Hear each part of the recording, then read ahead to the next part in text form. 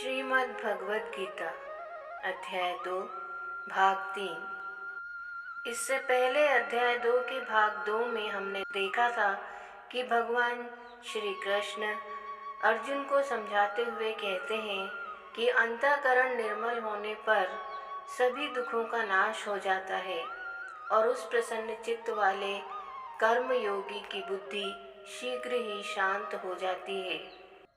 आगे भगवान अर्जुन को समझाते हुए कहते हैं कि योग रहित पुरुष की निश्चयात्मकता बुद्धि नहीं होती और उस पुरुष में भावना भी नहीं होती।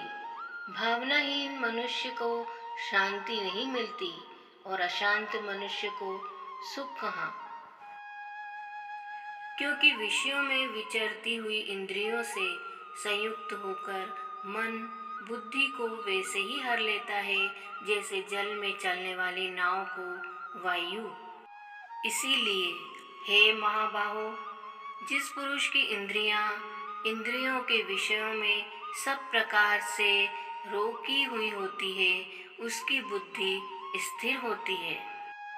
भगवान कहते हैं आत्म विषयक जो बुद्धि संपूर्ण प्राणियों के लिए रात्रि के समान होती है, उस आत्म विषयक बुद्धि में जितेंद्रिय पुरुष जागता है और जिस अनात्म विषयक बुद्धि में सब प्राणी जागते हैं, उस मुनि के लिए वह रात्रि के समान होती है। जैसे सब ओर से परिपूर्ण अचल प्रतिष्ठा वाले समुद्र में अर्थात अनेक नदियों के जल शोभना उत्पन्न करते हुए समा जाते हैं, वैसे ही जिस पुरुष में सब भोग बिना किसी प्रकार का विकार उत्पन्न किए समा जाते हैं, वही पुरुष शांति को प्राप्त होता है, भोगों को चाहने वाला नहीं।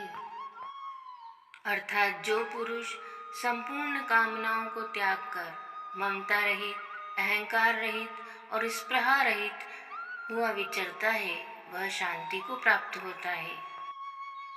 हे अर्जुन, ये ब्रह्म को प्राप्त हुए पुरुष की स्थिति है। इसको प्राप्त होकर मनुष्य फिर कभी मोहित नहीं होता और अंतकाल में भी इस ब्राह्मी स्थिति में स्थित होकर ब्रह्मानंद को प्राप्त हो जाता है।